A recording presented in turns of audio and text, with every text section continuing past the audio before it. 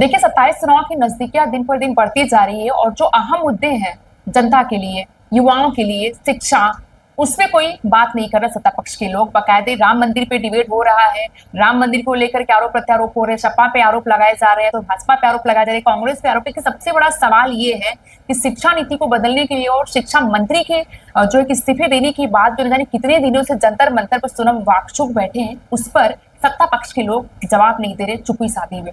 इसी मुद्दे पर बातचीत करेंगे। सुभाष राजभर जी हमारे साथ सपा से प्रदेश सचिव हैं। सर, आपका बहुत बहुत स्वागत है हमारे चैनल में। 27 चुनाव नजदीक है और शिक्षा मंत्री के इस्तीफा की मांग हो रही है। न जाने कितने दिनों से लोग दिल्ली के जंतर मंतर पर धरने पर बैठे, लेकिन सत्ता पक्ष के लोग इस मुद्दे पर बात कर नहीं रहे हैं। प्रधानमंत्री को समय नहीं मिल पा रहा है इस मुद्दे पर एक ट्वीट किया जाए, इस पे आप क्या कहेंगे? वर्तमान सरकार जो भारतीय जनता पार्टी की सरकार है या भाजपा पार्टी जो है, इसका शुरू से इस पार्टी का जनता के प्रति कभी जवाब दे नहीं रहा और न कोई अकाउंटेबिलिटी रही।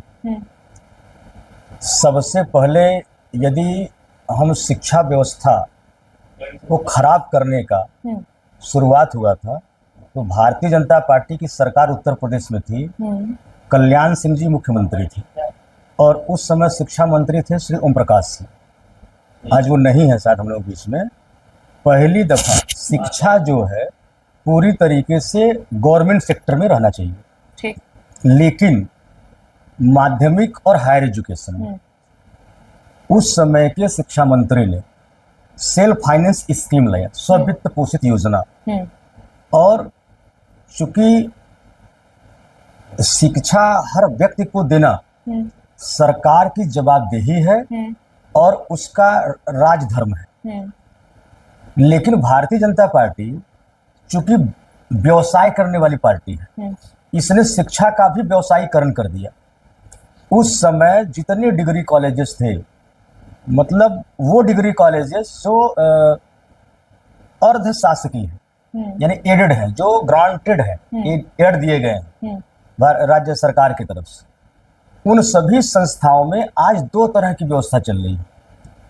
एक तरफ एक शिक्षक सारी योग्यता वही रखता है, अहर्ता नेट यूजीसी ने जो अहर्ता तय की है असिस्टेंट प्रोफेसर की, वो पूरी अहर्ता को फुलफिल करता है, पर उसको वेतन मिलता है 10,000 प्रति माह। यानी जो आय होती है उसमें बाकायदे शासनादेश इन्होंने जारी कर दिया कि जो 70 से 75% की जो आय टोटल होगी, उसमें से 70 से 75% कुल सकल आय का धनराशि अध्यापकों और कर्मचारियों पर खर्च किया जाएगा। अब उसका नतीजा ये है कि सारे लोग, मैं यहां तक कह रहा हूं कि कोई राजनेता भी नहीं बचा होगा जो इस डिग्री कॉलेज न खोल लिया। और सेल्फ फाइनेंस किसके राजनेता?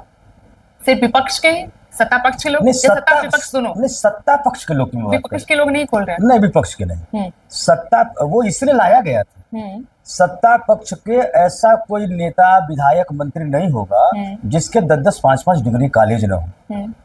और ये सेल्फ फाइनेंस स्कीम का सबसे बड़ा नुकसान क्या हो रहा है कि जो शिक्षक है, एक शिक्षक पाता है 4 लाख रुपया वेतन, वही दूसरा शिक्षक पाता है 10,000 रुपया वेतन, और दोनों काम सेम करते हैं। समान कार्य के बदले समान वेतन मिलने का जो एक व्यवस्था है, उस व्यवस्था को सरकार नहीं कर पाई। और सरकार शिक्षा देने में जो पैसा खर्च होता उसके बजाय ये मान्यता देने के नाम पर पैसा लेना चालू कर दी। आज के तारीख में सबसे मलाईदार विभाग हायर एजुकेशन डिपार्टमेंट हो गया है और माध्यमिक शिक्षा हो गया। बीच में आपको रोकना चाहेंगे, कहीं ना कहीं मौजूदा समय में बहुत तेजी से जो सरकारी स्कूल थे, जो माध्यमिक विद्यालय थे, बहुत तेजी से बंद हो रहे हैं, और जो निजीकरण हो रहे विद्यालय के, जो प्राइवेट विद्यालय मनमाने फीस वसूलना, जो आप कह रहे कि मलाई लोग खा रहे हैं, वो बहुत तेजी से बढ़ा है। लेकिन इस पे भी जो है कि सत्ता पक्ष के लोग बात नहीं कर रहे हैं। क्या लगता है कि मनमानी फीस वसूलना, जो शिक्षा माफिया जो चल रहा है, इसलिए सरकारी स्कूल बंद किया जा रहा है? बिल्कुल, ये बहुत सुनियोजित तरीके से हो रहा है ना। ये उस जनता को शायद समझ में नहीं आ रहा है। हाँ, जनता को नहीं समझ में आ रहा है।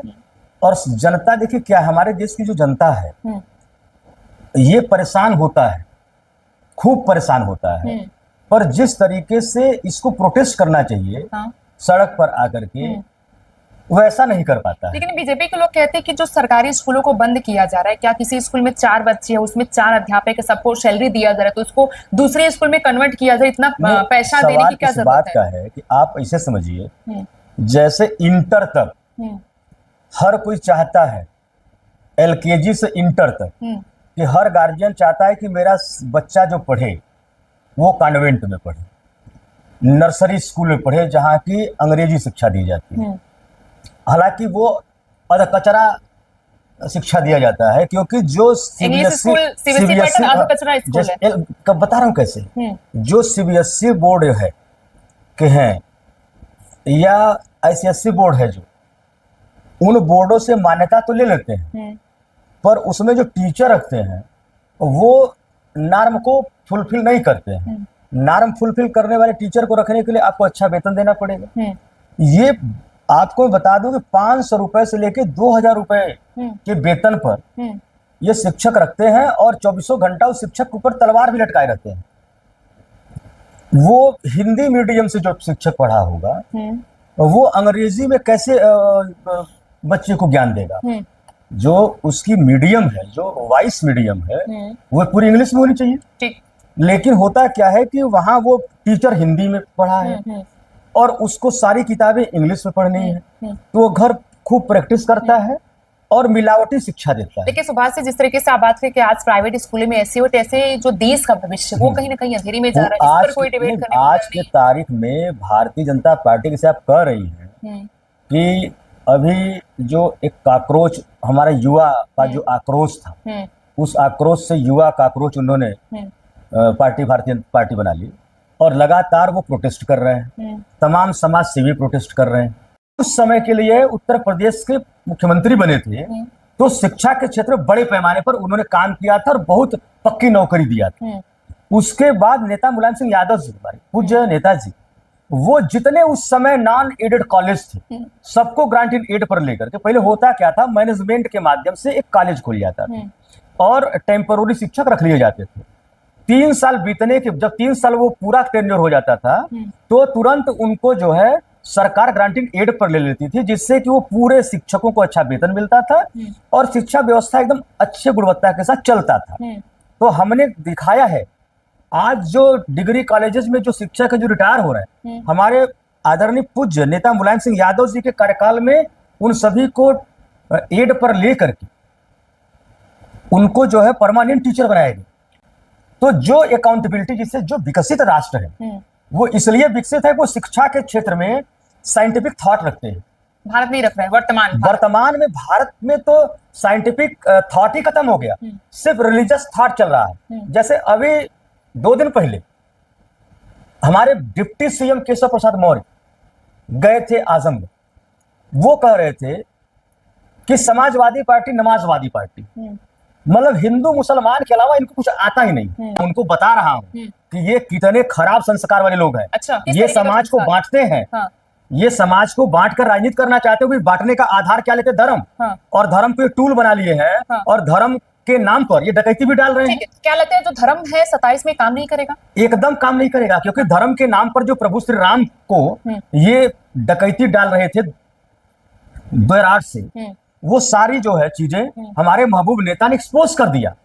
ये जो इनकी डकैती हुई, सारी डकैती खुल गई। तो ये सनातन का रक्षक नहीं है, ये सनातन के भक्षक लोग हैं और सनातन का आड़ लेके सिर्फ जो है हमारे देश के संसाधनों का दोहन कर रहे हैं। देश की आजादी की लड़ाई हो रही थी, क्या नमाजवादी देश के लिए लड़े नहीं है क्या? मैं चुनौती के साथ कहता हूं, ये भारतीय जनता पार्टी के जो पूर्वज थे, आरएसएस वाले जनसंघी, ये अंग्रेजों से पेंशन लेते थे, अंग्रेजों को मुखबिरी करते थे। मुखबिरी करके हमारे कई स्वतंत्रता सेनानियों के फांसी पर लटकवा दिए, और ये सबसे बड़े राष्ट्रवादी बने फिरते हैं। ये कतई न राष्ट्रवादी है, न देशवादी है, न धर्मवादी है, ये सिर्फ सत्तावादी है। हर प्रकार से इनको 24 घंटा मोदी जी एक भी आज तक प्रेस कॉन्फ्रेंस किया नहीं किया, क्योंकि जब प्रेस कॉन्फ्रेंस होगा तो जनता उनसे मैनिफेस्टो पर सवाल करेगी कि काला धन आपने कहा था स्विस बैंक से लाने के लिए, और हर गरीब के खाते में 15 लाख भिजवाने का वादा किया था। काला धन तो 1 रुपया ले पाए क्या? काला धन आज के तारीख में जितना उस समय काला धन था, आज के तारीख में स्विस बैंक में काला धन इनकी गवर्नमेंट में 20% बढ़ गया। ठीक है। बहुत बहुत धन्यवाद। सपा से प्रदेश सचिव हैं सुभाष राजभर जी। इनका कहना है कि जहां भाजपा की सत्ता में आने से पहले महंगाई डायन थी, अब वो महंगाई डार्लिंग हो गई है। वही शिक्षा नीति पर बात करें तो भाजपा के शिक्षा नीति पर जम के निशाना साधा और बोला है कि जम करके प्राइवेट और निजीकरण हो रहे स्कूलों के, जिससे भाजपा के सभी सांसद विधायकों का 2-2, 3-3 स्कूल कॉलेजेस चल रहे हैं। जानबूझ के सरकारी स्कूल बंद किया जा रहा है। वही पे साफ तौर पे दावा इनका कहना है कि सपा का जब मैनिफेस्टो जो रहा है, जब सरकार आई है, हमने अपने मैनिफेस्टो पे काम किया है। ऐसी तमाम खबरों के लिए बने रहिए हमारे साथ। तब तक मुझे दीजिए इजाजत।